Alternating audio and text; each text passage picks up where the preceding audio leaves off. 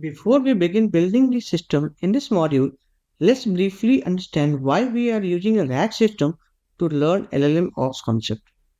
In real world AI applications, large language models rarely operate in isolation.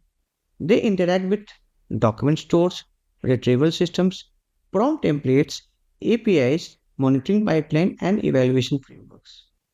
A retrieval augmented generation systems naturally brings these components together. Ingestion, vector databases, retrieval logic, prompt construction, model inference, guardrails, logging, and evaluation. Because of this, RAG becomes an excellent environment for demonstrating LLM ops practices such as configuration driven designs, provider abstraction, prompt versioning, observability, and evaluation. So, in this module, we are not just building a RAG app, we are using it as a practical environment to understand how production LLM systems are designed and operated.